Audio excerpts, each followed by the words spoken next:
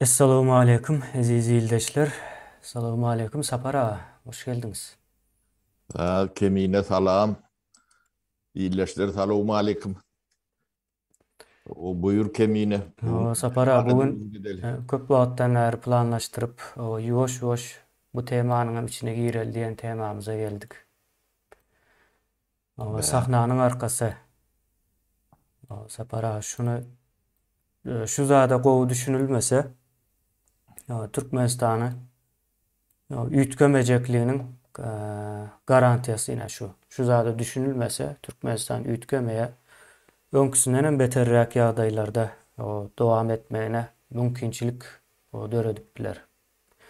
Şonuň üçin muny aýaýdynlygy gowuşturmaly biz muny hukma suratda. Ýuwaşçadan bolsa-da başlamaly biz muny sapara ine sahnanyň arkasy diýäs-de. Hmm. O sahnanyň arkasyna gürrüň etmezden ozal sahnanyň öňüniň gürrüň edeli 3-4 minut sapara. Onan siz gurrun verseniz, soň men sahnanyň arkasına geçsek ýuwaş-ýuwaşdan. O sahnanyň öňü näme zat? Yani Türkmenistanda bolup geçýän zat bir sahnalanan diýäs, bu sahnanyň hem arkasy bar, öňü bar diýäs. O. Sahnanyň hem arkasyna düşünmek üçin birinji öňüniň nämedigine düşünmeli. Ýönekeýjek bir zat bu. O sahnanyň öňü. Sapara sizden ne söz alaly? Bu Kemine bildiğimden demedeyin. O, Sahnanın öňü bolanyna ine siz alternatyw diýip bir eşdensiniz. O döwür şu adam şu döwür o alternatyw diýip ine şu jurnallar, gazetleri, telewizionyny ýene görüp hem de şu alternatyw Türkmen bir fasat bardyr ýöňümizde. Yani şu gözün öňündäki nemesi ýalak perdesi ýalak perdedir. Ne ululu köşkler, jaýlar, onun billboardlar, suratlar, heykeller, onun ululu yani magtalyp edilýän proyektler vardır. Onun käbirlerini biz agdak geçtik. O Türkmenistanyň orta aratyny yani köl, Türkmen köylüp o özüm bahadam Hudaý saklasın 5-6 milyar bilýänem ýok toşno hawara meren oklar. Soň ne köşkler, stadionlar, olimpiada diýe ýene de şoňa meňdeş bir topor nemeler vardır. Bu Türkmeniň nemesiniň yani Türkmenistanyň fasat demesdir. Yani görüş demesi. Onun bu medeni tarafı vardır. Sahnadaky adamlara fiin edin. O şolong bir agramlygyna onun sahnada berilýän zatlar onun aňyrdan gelýän yani sahnadan düşürülen zatlar vardır. Yani Türkmeniň milli halk aydımları, taadları şolar ýok edilenler. Aňyrdan bir milli duýgusy bolunan demeli manaly filmler vardır, oyunlar vardır. Yani şolar sahnadan aýrylanlar, oň ýerine ýanky nemeler gelenler. Ýeňil ýanky Türkmençe aýdaýyn buğduna diýip görän diýilýär. Aýwan bolsa men neme deýin, ýaşym bir sene bardyr bu atlaryny dogry goýmasak o medeniyet diýilen zadyň başyna iýliğine rola meňdeş nemeler, onuň sahnada ýaşylyp çykarýan nemeler bardyr. Oňjuk Musaýew ýalak, Murat Berdi Sopiýew ýalak, Murat Garriýew ýalak. Bu topor ýuwon nemeler bardyr. Bu nemesinde biraz arkasında da adamlar vardır. Onun kemiğine yuvoş adına ait başlar olur vardı deme verir. Bu yemen fasattır. Yani şu fasadı ne için ediyorlar? Sebebi şu fasadın ağırsında ayrılan şartlar var. Biz onu bir yerinden giyip başladık. Onun inniki peridaşılarda eşitlik başlarsanız bu arada mi iki katı ulu iş geçirdik. O bir toporda adın demesine yiyip başladı da. Onun bir ayrılığınç saatleri eşitip başlarsınız. Şondan soň onun şu saknan näme üçin gerekdiğini düşünürsünüz. Yani prezident bolanlar saçını boyap, yani kovgastu kasum çalışıp nemedip görüşlerine de düşünürsünüz. Bu sakna näme üçin gerek? Bu perde näme üçin gerek? Sebäbi Türkmenistan'dan 300 milyar dolardan kän pul çıkarlandır. Şo pulun hatawyny sorayan adamlar ýokdur. Buňa çenli sorulan nädir? Şonam sorap başlaýatsa, şo pullar nirde? Şoň hatawyny saknan aňyrdakylaryny aýdyp başlamyş soň bular şoň hatawyny bermeli bolýarlar da. Onuň müňlerçe adam gıynalıp ağaçlıktan nemedilip öldürülenler şolun köpüsün cehedem eyelerine yani doğun karnaşlarına yetenlerdir. O arada da siz kän gepleşikler eder o şu atlar nemelerini tayinlapıyor. Bu da atlan nemesi bu yeke Türkmenistan için değişli değerler. Ahir post Sovet nemesine biraz yani yok oradan seyredenizde şulon bir ýagdaý vardır. Hemmejesi kriptokratiya ýa-da ogurluň üstüne gurulan hökümetlerdir. Dünýä ýurtlaryň hemmejesinde de mafiýa diýip bir zat bar da. Ýöne ýurdun özi mafiýody bolan ýurt bar da. Ne Orset. Şoňam hemme aýaklary, uçlary, demeleri postsovet demesiniň içine dolu ýaýranlar. Şo ne Ukraina teresinde şonu tıptırmaca korp demediyendirler. Belarusya'da şo taýda bir yerde şo zynjyr üzülse ähli postsovet demeýän içinde üýt göçükler bolmalylar. Ne Kazakistan mysallar. Kazakistan üýt göçük bolanyny Orskoşun şo taýk näme üçin bardy diýilen sonra orta çykýandyr. Ya şo taýda kızınjyr üzülmesin. Yani zynjyr diýänim näme? Şu yani şu mafyozny kliptokratiya diyen adamlar barmasa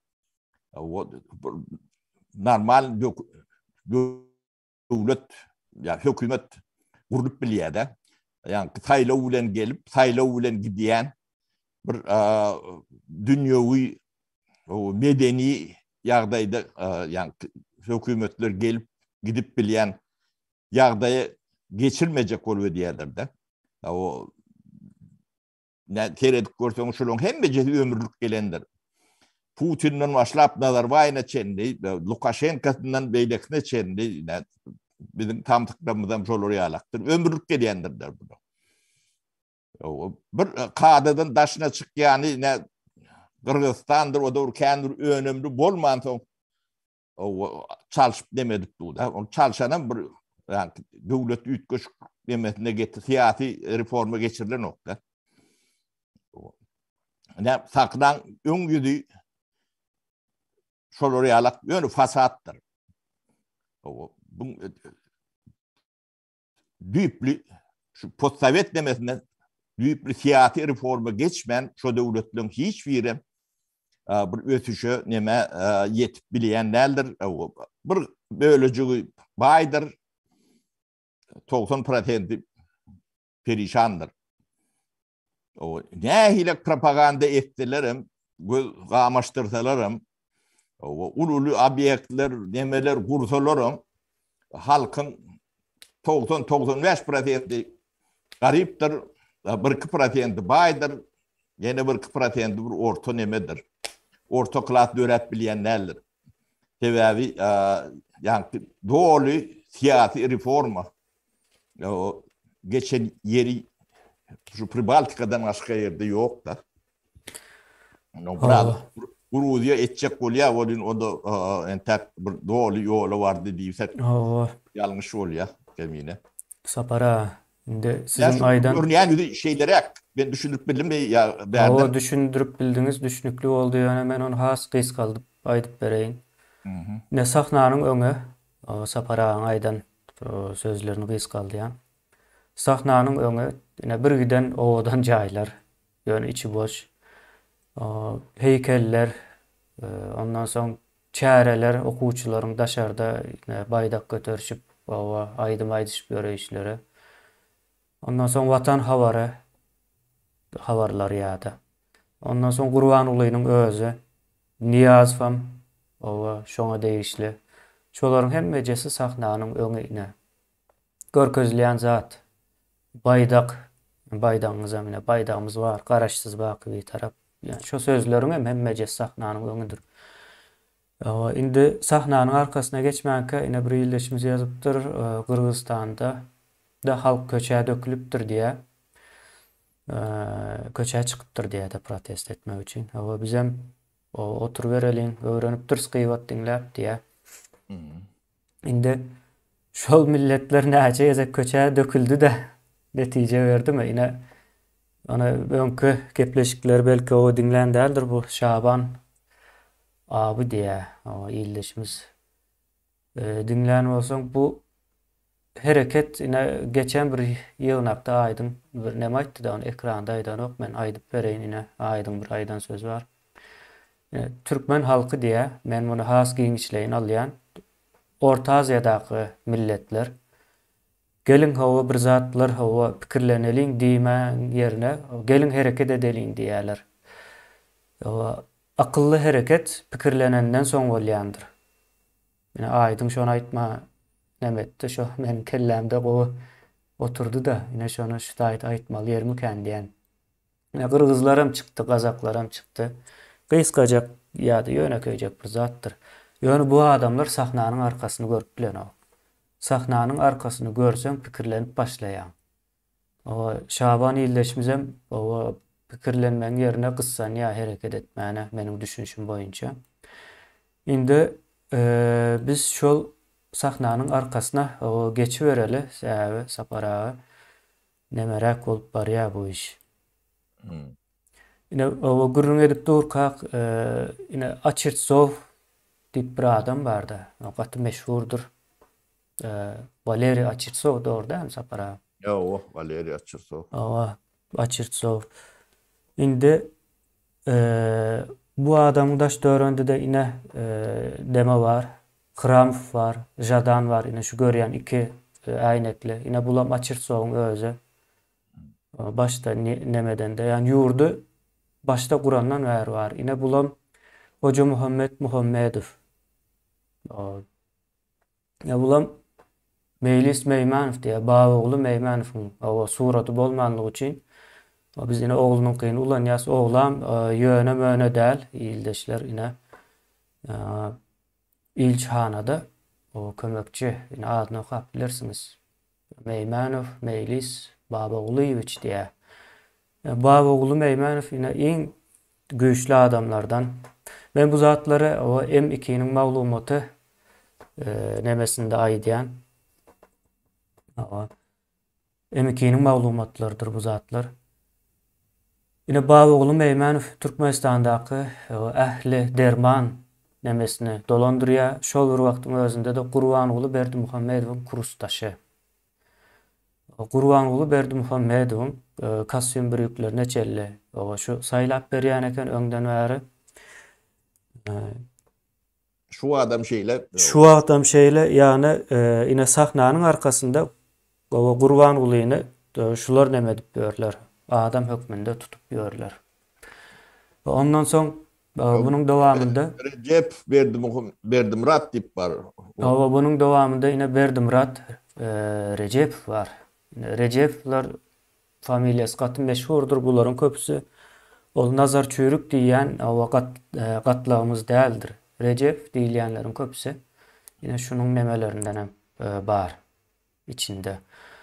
Ine bulam Germaniýanyň pasoly Babaguly Meýmanowyň hem klassdaşy. Bular bu ikisi Lewapdan ine neme ýöre diýerlerdi ahallylar Onyal bunyal diýerler ýöne ine sahnanyň arkasynda. levaplan bar eken içinde. Dini ahallı değil. Yani Hoca Muhammed. Bu nemenin zulümün o milleti yoktur. Aklına milleti yoktur. Aklın milletinin bolmaýşy ýaly zulmüň milleti yoktur. Bular ine zalimlerdir. O Gurban ulayını gaty ýakyndan tanaýarlar ýaşlykdan bäri. Çağalygyndan bäri mi diýeli. Ine Gurban ulynyň samsykdygyny bilenlikleri üçin, o niyaz we aýyrmaly bolanlygynda ine Gurban ulyny teklip edipdirler. Kime teklip edýärler? O ýanky Açyrtsowa, Igor Makarova, onuň markasynda ýanky Putin diýilen bir haramzada. Ine bulam Serdar Durdiýew diýerler. Iň uly propagandan ýanky şu wagt ekranda men jurnalist diýip ýörenleriň kuratory ine şu esasy pikir baglasy. Şu wagt men jurnalist diýip çykýanlaryň pikir baglasy ine şu Serdar Durdiýew. Rejissöri nemäni o näme aýdylmaly, nädip ýöredilmelisine ekranlarda ine şul görýän haramzadaňyz o ýerine ýetirýär. Indi bu suratlar geçip dursun, ine bu ýanky näme aýlanyp durar. Ine bu Açyrtsow o saparasyz bu nemäni 94-nji ýyla çelli bolan wakalary ine şu deme değiştilerini bir aýdyp berseňiz o gysgarak boljak görnüşde. Bor kemine ne şu sen görkeden adamlar var da şolun aglawaty 94-nji ýyldan bäri bada Diýadyw döwründen bäri bar. Ne şular saklanýanlyky entek görünýänleri de ýöne görünmeýän Hramflar, görünmeýän Açyrtowlar bar. Görünmeýän Recepler bar. Yani olaryň tek atlaryny biz gizli saklaýar, olary ýuwaş çykar, nemeder. O biz şolar daşa gaçmasyn diýip biraz entek ýyra kata berýär, olary açmaly. Görünmeýän Açyrtowlar, Hramflar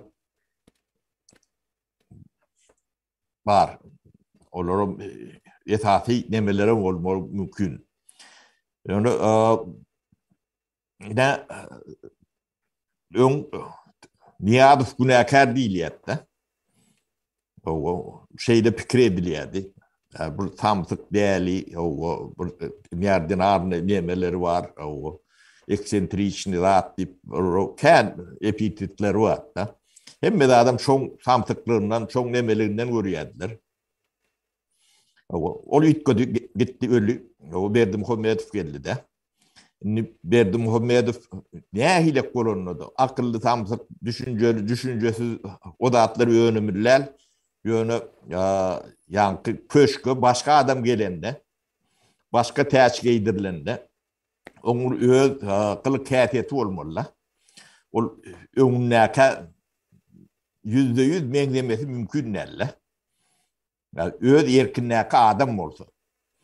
Ýöne Türkmenistanyň hiç zat ýetgemedi. Şoň ýanky türme sistemasi, gorky sistemata ýetgemedi. Şu aňyrda näile gelýän bolsa şeýle geldi. Şu adyny tutýan adamlarymyz bar. Açyrtsow, Bakarov şeýi, Rejepow, Beýmanow şolary ýetgenler, şolar Niýazow döwründen bäri gelýän demeler de. Bolmasa Berdimuhammedow olaram aýtmaly, täzelenmeli. Ýöne olar täzelenýänler. Olar kändir saklanydy da görünýänler. Beýmanowyň suratyny tapjak banaňy ýokdur internet. Kelligini bilýäs ýöne. Beýmanowyň baba oğlunyň kelligini bilýäs. Kelligini bilýär, o deme Berdimuhammedowyň gapçygydygyny bilýär, kassaslygyny bilýär. O kursdaşlygyny bilýär. Şoň getirýän adamlaryň kimlerdigini bilýär. Ýöne özleri görünýänler ortada. Suraty ýokdur. O kendir medya neme giyenlerdir. Yani düğünden giymeyenlerim var da. Ya olan iyinden yetkiyat yuvoş. Bu bir yani devlet Türkmenistan'ın devlet strukturunun yoktuğunu, hükümetin yoktuğunu, bu işlerine de mafyan işleşiyerek sistemde işleye, onu ne indiki peridaçalarda bu topor şayatları bilen o demeler bilen size ne görürsünüz o saçınız uyuşur. O kavirinin yüreğinden tutur dinlemeli yağdayı olmaz. Bunun ediyen dağıtları o Huday haklarından böyle biz in yapık demesine giriyorlar şunun. İn gizli tutulayan sütünleri var da o korku sütünü şunun içine girdik de. Onun keşraplarını senin yuvoşluklarını çıkarıyorsun. Ne Türkmenistan'la hükümetin yoktuğunun tuvutnamasıdır. Bu devlet, hükümet Türkmenin eline değerliğinin tuvutnaması. Şu taydaki baylığın yani Türkmen milletini sindirilmeyen, düğününe sindirilmeyenin tuvutnamasıdır. Onu elbette yani olan yeköğleri etip bilen o Türkmen dönükleri ulanıp etmeliler. Bunların en çimen arkayın dönük diyenler. Dönük diyenin sebebi yani bir milletin üstünden bular yalak eziyeti, vahşiliği etme mümkün değil. Adam iyitin var olsa bir yerde dur demeliler. Yani 30 yıl geçti. Şu bolyan da atlan hiçbirini dillendiren adam yok. Şuna çendi. Biz onun şu ne için gidli şeyle tutulanım bu şayet adam katı kendine münglörçe şayet bağda yani hiç şimdi ses çıkan nokta ses çıkmayanın sebebi onları öz paylarını alıyorlar. O payların kökü yiyorlar. Çağıklayarlar. O daşınla da bu demesi var da sebebi şu da atları daşın nakı o men jurnalistmen neyme diyen adamlarım hükmen bilemediler. Bu yani küçük at derler. Yani Türkmenistan'ın 300 milyardın çıkanını o bilmeye ullokan akıl gerek gele. O öndürülen yönümün bakatı var. Son köpöldüğünde Türkmenistan'ın içinden salını edilli dileyen de atlanan bir bakatı var. Şu ikette bakatı bilen salınanına da Cumhurbaşkanı Nespratendi oluyor da. O angalan pullor nirek gitti. Bir böyle onu ne şular iyiye alya diyelim. Yani o da bir böyle o. Kahaların yerde.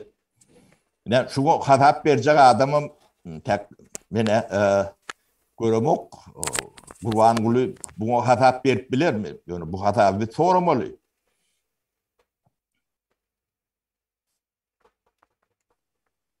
Yani ben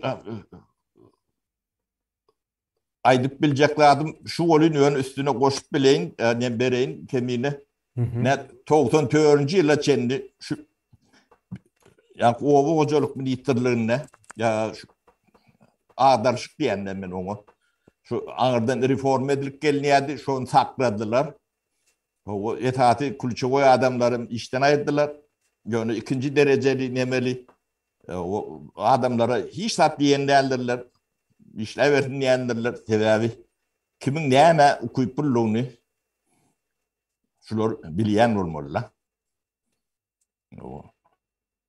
Şol adamlar ayırdılar.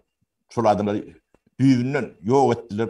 Yeki ol adamlar değil Türkmenistan'la ne hilek demediysen Sovet dövründe yetişen yuko ortada bir kadir potansiyeli vardı.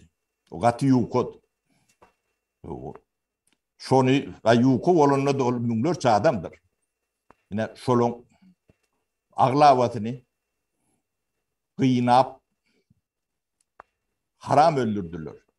Onun demelerini biz yakın vakta yakan şayatları bilen size yetiyirsiniz. Biz şu da atlan üstünü yoğuşluk bilen açıplıyoruz da. Şu at tutmayan Türkmen atlamız vardır. Recep Verdimurat yani. Şu da atları birinci bilmeli adamların biri de şu. Yönü tez çıkanlar taşın oturundur. Onun şulon ullanayan adamlar var. Şu kara tilinlemede. Yani korku sisteminde. Şolar Türkmenistan'dan pulga deneyendir. Yönü çağalar daşarı yurtta yaşayandır. Okuyandır. Yani sizin içinizdeki daşarı yurtta 1-2 milyon Türkmen var diyendir. Son 50-60% şolon çağalardır, doğanlardır, nemelerdir. Yani şu nemeden çöle uyuyan, çok haramlıktan, çağı ekleyen münglerçe maskalalar vardır.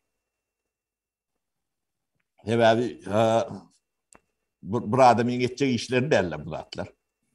Öyle köpütü ağacık pulu ediye, köpütü köprek pulu ediye, kevir has köp pulu ediye, yönü ediyeler.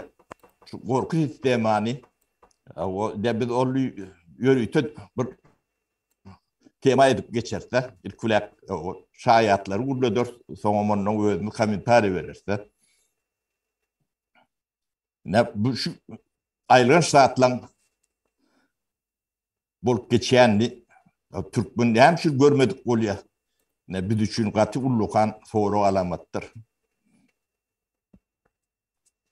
Sapara şu vaqta çedle o görkezilmedi, aydılmadı. Onun gizlenme metotları vardı yine yankı jurnalist ya da hatta yankı Azatlık Radyosu o Amerika'nın değişli bir kuramı yani o Türkmenistan'a hizmet ediyor gizlilik bilen bildirmen.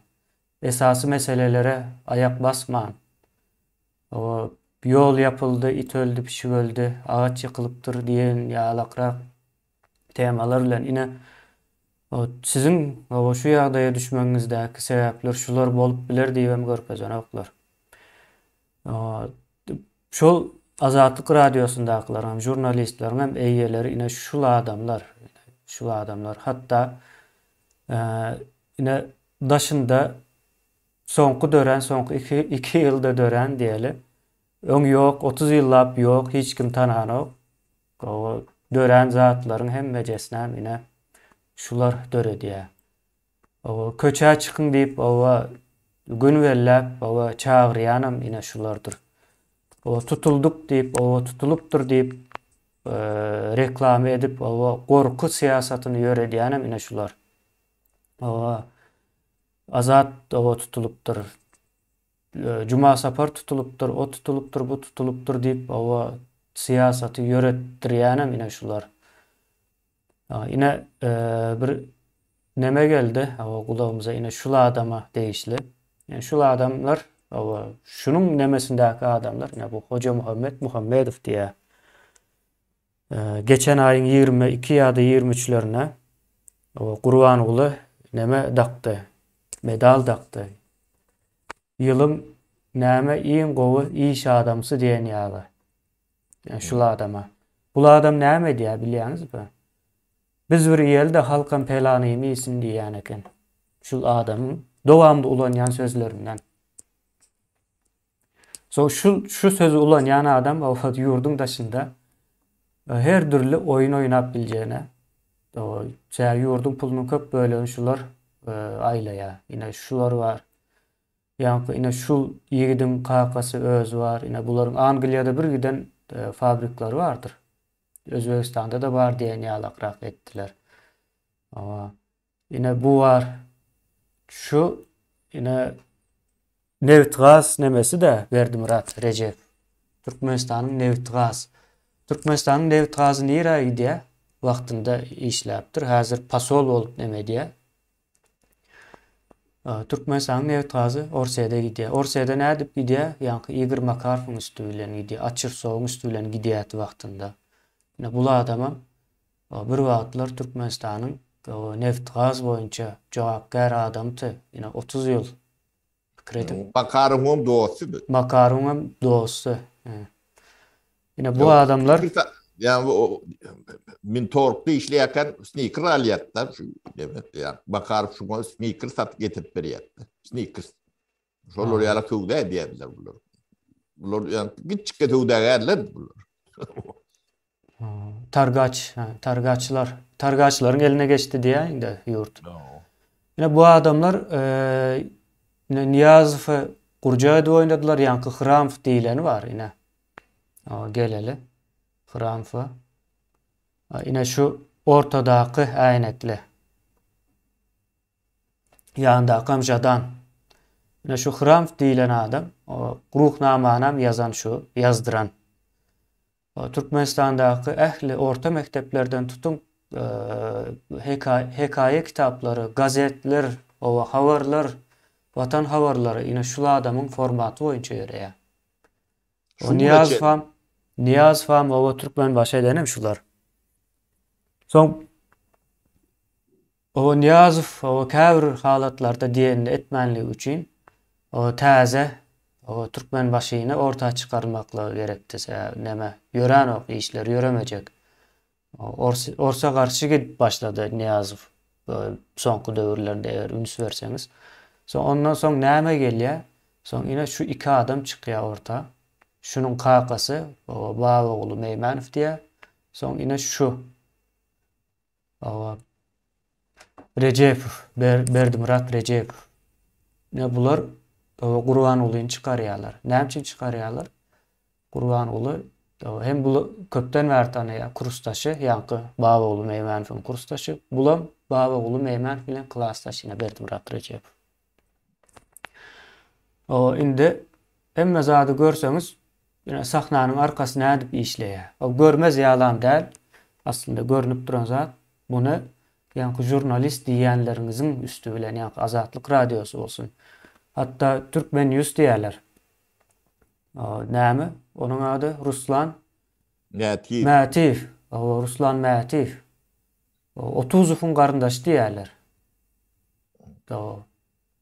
Beýmurad 30. Bir wagtky o sünk döwen o kembeniň başlygy dogry sapara. Kembenin başlygy däl addylyň. Addylyň ba hawa. Şonuň üçin sordum. Opozisiýa garşy görüşüň yol başçysy. Opozisiýany döredenem şol oýlap tapanam şol senariýalaryny ýazýanam şol. Hawa. Indi ýanky o şoňa geler. Opozisiýany näme üçin döredýärler? Hawa. Ýalandan söýleşmek üçin. Türkmen başy bolanok. Hawa. Indi ýanky häzir soňky 2 ýylyň içinde nämäni döretdiler? Ol her aýyň 15-inde mi diýeli? Köçä çagyrýançyny. Olar gaty samsykda ýani. Bu wagtda dengelenok. Şonda da döretdiler de näme baş edip bilmeseler hem tutup durlar häzir.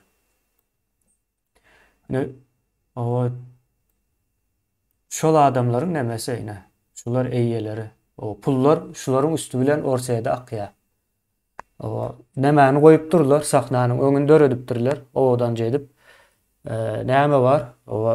Niyazov bardy, köşkler bardy, ak mermerler bardy, çäreler bardy, watan habarlary.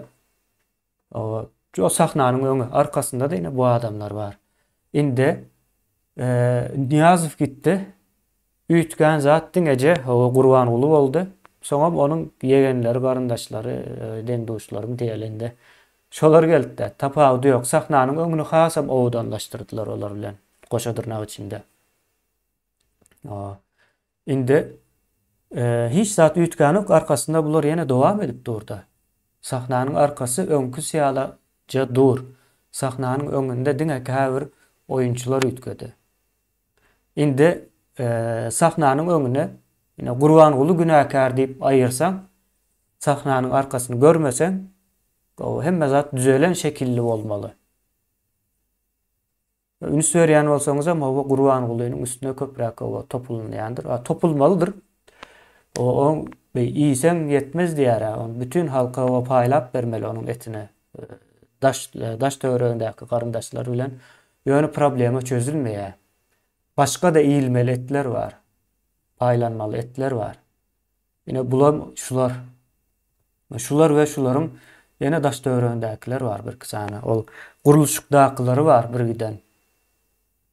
Olaram yine köpüsi lewaplydyr. Guruluşukdakilaryň hem.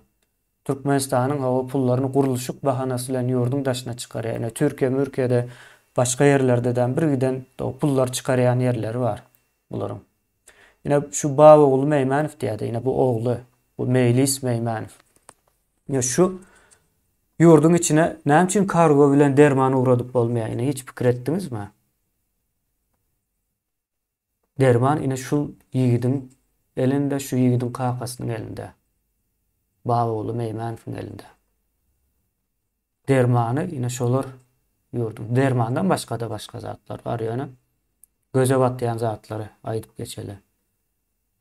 Yine kargolaryň kimin elinde diýine şu wagt düşünüberim. Yine yegenleriň eli diýe, onuň eli, bunuň eli.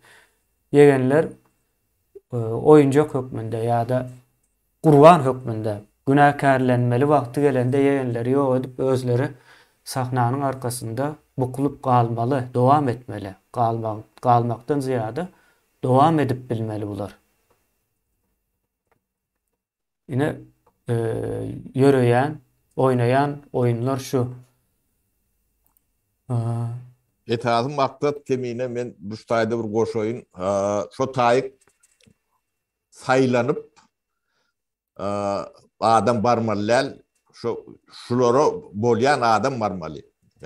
Ol adamyň hem maksady siýasy reforma, büyüklü reforma geçirme däl. Yani ýüzle ýanky halky allar ýalak bir zatlar yedip yine de soň öňkü nemetine nemetmeliler.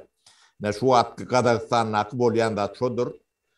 Ana Tokayev şolong adamsydyr. O isletlemese şeýle bolýar. Şolaryň diýeniňiz Putiniň, Orsun.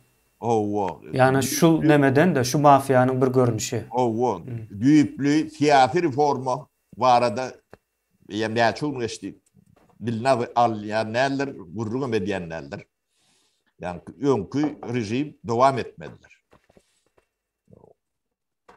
Bu etaat nemesi şodur. Kırgızistan'da da yine halk hareket ediyendir, problemi çözülen değildir. Demek ki yine post-sovet nemesinin hem becetine değişirlerdir. Örneğin yervedi Türkmenistan içinde.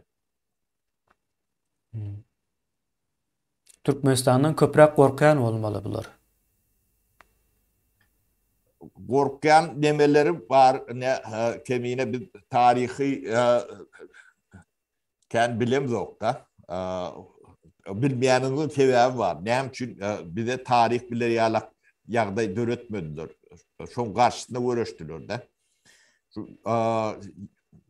İlk olarak basmaçılık uğraştılar. Son pan-Türkist deyip uğraşındılar. O tarihi halka yetirecek olan, şun bilen gıdıklanan adamların hem mecesini sürgün edenleri haysi, sivirden çıkaranlar haysi, öldürenleri haysi, şu tarihi bildirmelilerle, yani şu an bir tarihimizi, yani Türk nemetinden öğreniyorsa, tarihi kurumlarının, tarihçilerinin, Türkmen nemetine tarihten iyi kaldırmadılar da, yok ettiler. Yok ettilerinin sebebi, şu millet, Ağırdan gelen bir esker millet. Devlet yıkıp, devlet kurup gören millet olmalılar. Korkulayanın bir esas sebebim şudur. O Türkmen bir samsıgam değerler. Yani bunu samsıg edip bolyandır.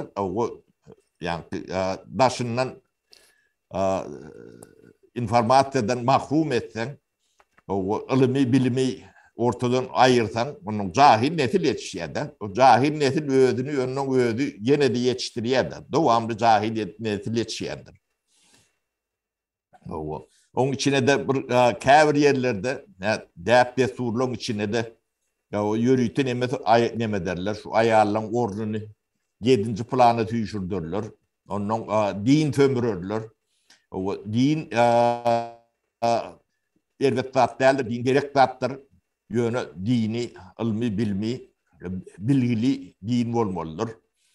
O ne sen Türkmen emesine seyret. Yeki Türkmenistan'dan İran, Oğan Türkmenleri olsun. Dinin yeterli derecede ilmi bilimleri yoktur. O şol adamlar dine sömürüyendirler. O näme de düşünýänlerdirler. Ne biri misali o vatandır. Talibanlar var. O Müslüman dini bilen gatlaşan yeri yoktur. Çakışan yeri yoktur. Müslüman dini şolong tutyan dini değil. Bolong tutyan dini bolsa onun dini bolmaz. Onun wagt edip görün köp Türkmen mollalar demeleri vardır. Sowady yoktur. Hersi özü burdatlar demediyendir. İngarki Arap dilini okap düşünmemeyenlerdirler. Sen dilini düşünmeyen mazmununu näme düşünýän? Yani sonra ödönden orta çıkýandyr. O şu mescitlerdäki wagt berip görün mollalaryň bilimini barlak görün. O cahiller. Dinin näme de düşünýänlerdirler. Ýöne dini sömürýändirler. O her mescitte de ütköşük wagt berýändirler. Deňeşdirip görün. O din sömürmek, o dinler demek değildir. Onun adamların düşünce demesini çeklendirýärler de. İnformasyon yapsan, düşünce çeklenýär. Ne Türkmenistan ne düşýärler. Onun her bir kelletini täşkeýeni han edýärler de. Her bir täşke edilen han bolup bilmede. Ya da köşk salsa, şoň içine bir adam salsa, ola köşk bolmaly, o da han bolmaly ýa-da. O da bolup bilmedi. Yani köşkün içine yani Türklerde bir akıllı bir gadyet zenan var. Yani Kabaş diýerler kemine. Sedef Kabaş mı? Kabaş diýer. Yani Peridaçada bir gatyk oğul bir daha da aýtdylar. Onu başına da bir topar işaretli görüldü. O köşkün içine diye mal salsan diye, yani yokut salsan diye, o tay köşk olmuyor diye, ahıl oluyor diye. Ağıl. O ne şornalak ne Türkmenistan'a da o kana kampın gellerini teşkil edildiler, olur han olup bilmiyor. Ne Berdi Muhammedov o pedevenk hakikaten pedevenk men bunu yani o vazifesini nemedip ayda bok da yönü kâriş ol. Onu giden fakt var elimizde. O işi etmiyor. Yönü sen son kellesinde teşkil edilenin mülenem o köşkü Pritonu uğrayar. O köşk hakikaten niyazı uğrunu Priton. Priton demek o kerhane değil ya da Türkçe. Türkmencesine aytmayın gatır neme. O indi köşkün Priton olsa yani halkın näme olur. Ne halka da ne ayrılıp bir teredik görün yaşlan gıydiyelilen ödlerin alıp başına. O tayım şunalak olur. Ne oyun oylarını şehit oynuyor ya bir millet yok edilecek bulun.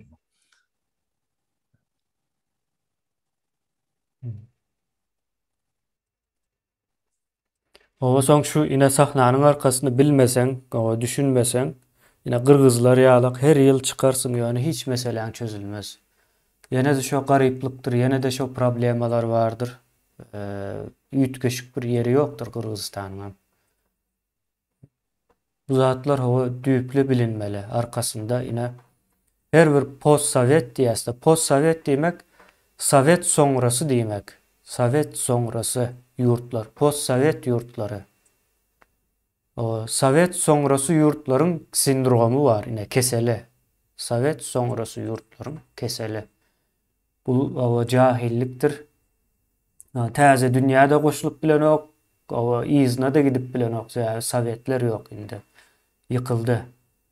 Arada galan. O soň iznam görüp bilenok, öňünäm görüp bilenok, arka sahnanyň arkasynam görüp bilenok gynansak da. Bu zatlar görüp bilen. O öňünäm görüp bilen ok ertir näme bolar diýip. Şu zatlar, bolýan zatlar ýöneköýjek bir zatdyr. O ýöneköýjek metat bilen gizleýändirler. Ine size o 20-25 ýyldan bäri Azatlyk radiosu bilen allap gelýärler-de. Şu zatlaryň aýtlaryny ok biz 2 ýylyň içinde Azatlyk radiosu ýene 1000 ýyl işlese o etmejek zatyn etdik. 2 ýylyň içinde Azatlyk radiosuna o Huda 1000 ýyl ömür verse etmejek işini biz 2 ýylda etdik.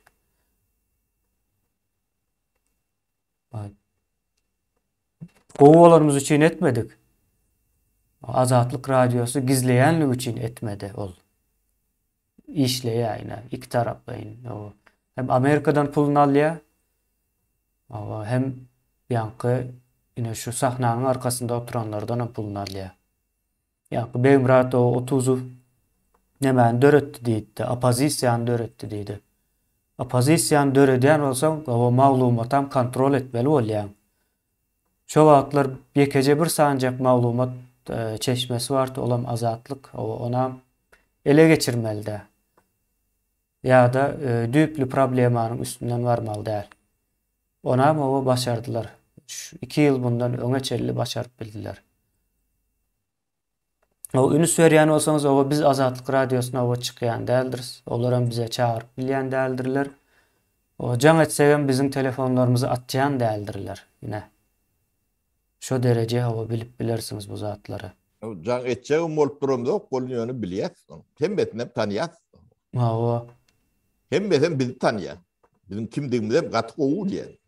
Ondan soň ýanky Azatlyk radiosynyň bir içine arassalygyny edipdirler-de. Şondan soň arassalanan adamlar ýanky Akbel Sapar diýilýär. Ýanky beýleki jurnalist, ýene bir zatlar diýilýänleriň hemmejesi aýratyn kanal ýöredip başlady. Erkin Türkmenistan diýip, bu diýip. Ine şonuň birinji edeni işi näme boldy? 2019-njy ýylda Gurbanoğlu ölüpmüş diýip, eger hereket etjek adam bar bolsa şolaryň hemmejesini ortağa çykaryp ýok etdiler. Odan depede çüýretdiler, şu wagt çüýreýärler. Indi şol 2019-njy ýylda Gurbanoğlu ölüpmüş diýilen ýalan maglumata meňzeşrek 2 ýyldan bäri köçä çykmaly nemesi ýöredilýär. Köçä çykmalydygyňda hiç bir neme ýok çykyp bolsa. Ýöne eger köçä çykjagy bar bolsa şolar ýok edel diýip ýöredýärler bu zaty. Sahnanyň arkasyndan gelýän o buyruklar şularyň hemmejesi. Ol ekrana çykýan hemme kim o Gurbanoğla garşy bolup biler. Ýöne sahnanyň arkasyna garşyma, ine şo taýda sonra. Diňe Gurbanoğla garşy bolsaň, sahnanyň arkasyna garşy däl bolsaň diýmek sen bu düzgün tertibiň üýtgemegiň islemeýän, bu zalim o düzgün tertibiň üýtgemegiň islemeýän bolmaly. Ýalandan o Hıramow jadan madan diýip adyny tutýar, ýöne bunyň esasy aňra gidýän tarapy Putin'e çelli gidýär.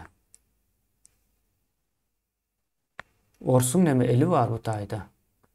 Orsdan o gorkmalymy? Ýok, onuň ýaly gorkmaly diýilen zat ýok. Bular gizliň işläp bilýärler diňe. Açykdan işläp bilmeýärler. Ine biziň iň uly düşmanymyz Ors. Diňe biziň däl. Demek kemine onu ýanky Ors milleti bilen biziň demämiz ýok. Milleti bilen däl. Ine o Putin mafyony näme demämiz bar biziň. Biz hawa ýanky ine Putin ýani Orsdan hawa nämem o meniň Putindir ýani. Putin ýa-da şonuň düzgün tertibi.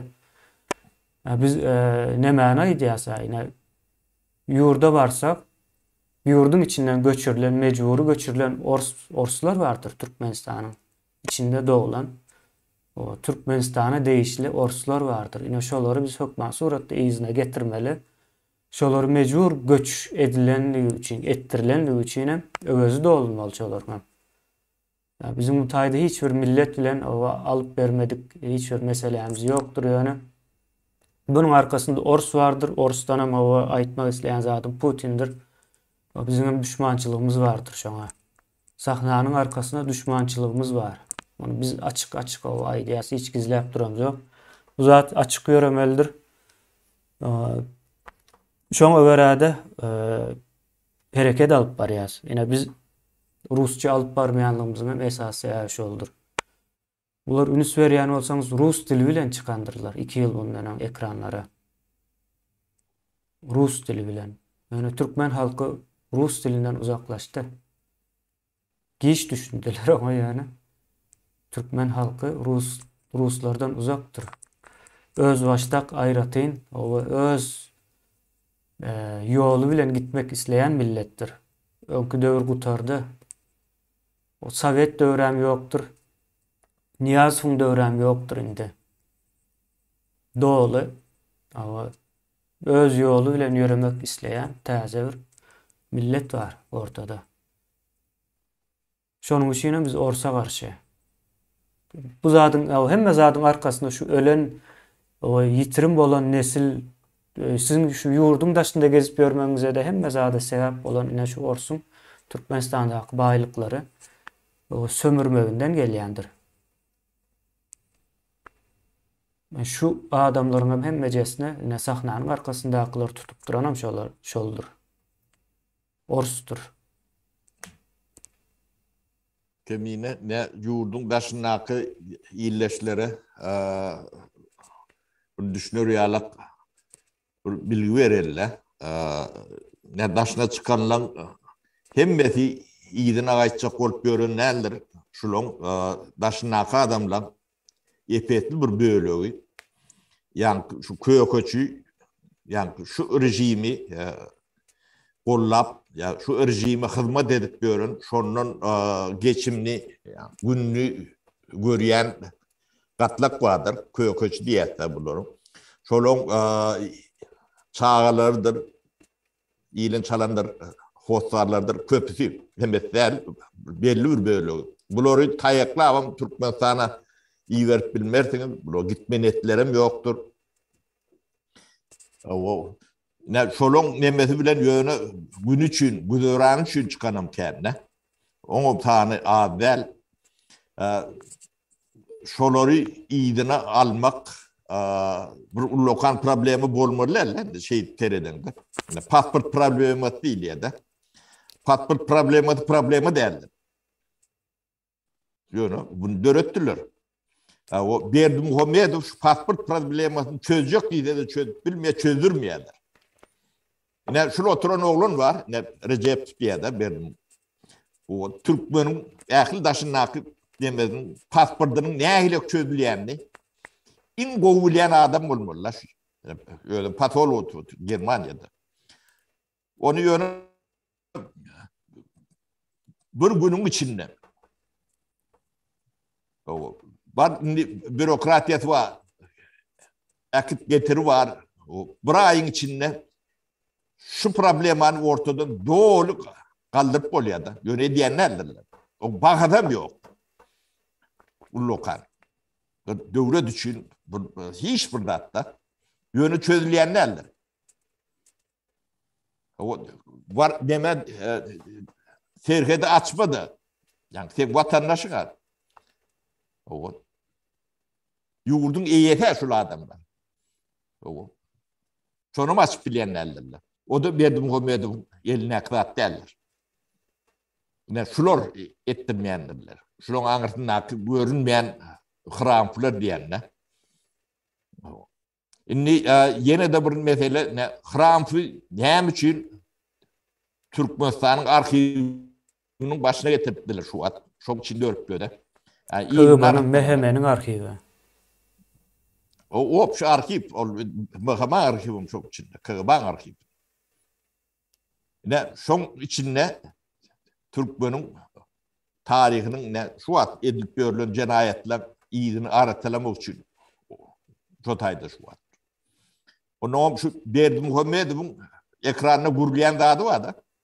Şolong hemmejetini ilkule hram ýadýandyr. Ya da görünmeyen hram ýadýandyr. Onun Türkmençe tercüme edilýändir.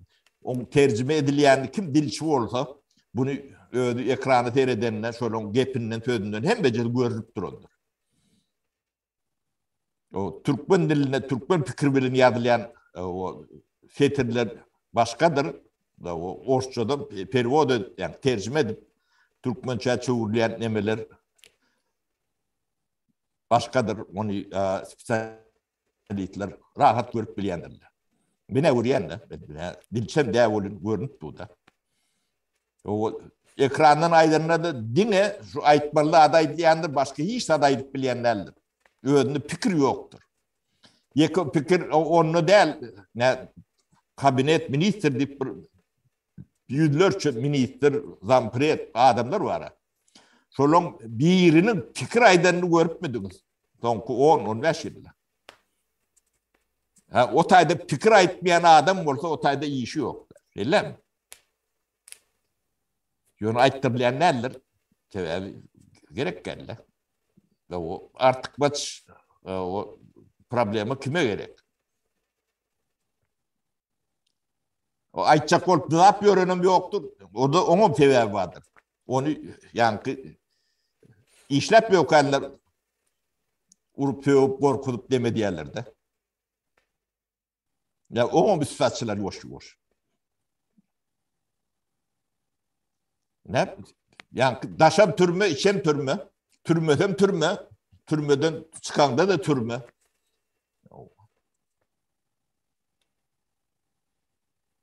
Onun hem de daha sakna da saknanan bunu gidleyen duran oklar. Blak notları var. Blak notları ruç kolu. Ne?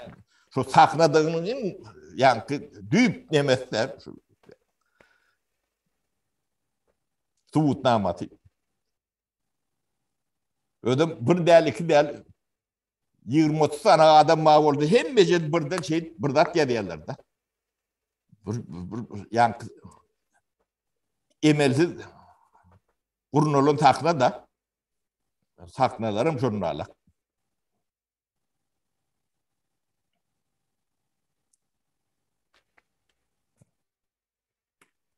Kemine bana hani yadıma düşen atlar şu. Sapara o bugünlükçe yeter. Bunun devamı gelir. Bunun devamı gelir Sapara. Bizim de bunu yuvaş-yuvaştan açıvırarız. Elimizde katken malumat var. O bu arka tarafını açıp başlar. Bunun gizli yerlerine ayak bastık. Vakti geldi o beyleki oyuncular oynap boldular. Indi taze oyuncular gelsin. O sahnanı taze oyuncularımızı uğradım. Tayar biz. Olar ile oyun oynamana. Göreli nahil oyun oynayaz. Sizin bilen indi bundan sonra. Yaşamana hakkınız yok. Eğer devam etseniz şunun yağlı işlere. O yurdu kapılarını açmalısınızdır. Ama biz yurdun içine girmek isteyiz. O yurdu başından aşağı ütkötmek isteyiz. Niyetimiz o açık ve düşünüklüdür. Bundan sonra o edilecek ve aydılacak zatların hemmesi doğru size ortalığa, açıçanlığa çıkarmak için aydılacaktır. Yine de devam edilse o cezanız hep şuna göre gittikçe de artacaktır. Yolları ne köp yapıp tutsanız o aeroportta işleyen şuna cevapkar olanların hemmecesi o cezalandırılacaktır. Hiç haysının yurdun dışına çıkmağına mümkünçülüğü olacak değildir. Çıksa da o yurda kaytarılıp getirilecektir. Suda çıkarılacaktır. Hiç iyili gidecek yerimiz yoktur. Biz hem şuna göre tayarlıklarımızı görüyendiriz. Emme zatı yazılı, izarlanandır. Yine sizin yankı çağlarınızın nire dediğine yine Bağoğlu Meymanov yine aydıp berel sana meylisin 2006 ve 2007 yıllarda Ankara'da dermançılığı okap bilmem Ukrayna gidendiğini, Ankara'da okap yorken maşin ulan yandığını, hatta Ankara'da ve İzmir'de şol vaatlarım öyümüzün bardığını, şol vaatlar Türkiye'de öy alman katı kıyındığını yöne şonda da sizde bardığını biliyoruz. Ondan sonra nemeleri yapıp, atelleri yapıp doğulan gün belleýändigini ýaňky mejlis diýilen Haramzada oglum. Hemme zatlar bilýäs we beýleklerem bilýäs. Ýuwaş-ýuwaşdan eden işleriňiziň hemmejesi ortağa çykjakdyr.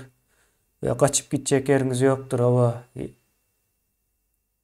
Gulaňyzdan tutup getiriler ýa-da özüňiz gelmäne mejbur edilersiňiz. Onuňam ýollary bar. Siziň samsyk kelläňiz, şunuň ýaly zalymlyklary kelläňiz işleýän bolsa, bizim bu akylly kellämiz sizi nädip ýurda getirmelidiginem, ýene ýurda häzir ýapyp saklap dursunuz bizi sokman. Biz ýurduň içine bararys, ondan soň sizi gelmejek bolsaňyzam getireriz. Ýene şonuň ýaly aklymyz bardyr. Ýene sapara bugünlikçe boldy we ýeterli boldumy kän? Bolýar kemine iyileşler, sağ bolun, taglykda görüşelim. Sağ olun sapara ildeşler.